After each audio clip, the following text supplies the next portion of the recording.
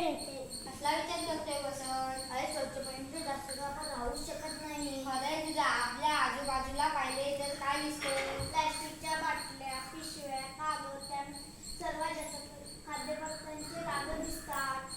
हो ना, रस्त्याच्या दोन्ही बाजूला, मैदानाच्या कडेला, बागेमध्ये सगळीकडे हा प्लॅस्टिकचा कचरा दिसतो. यावर काहीतरी उपाय केला पाहिजे. काय करूया बरं?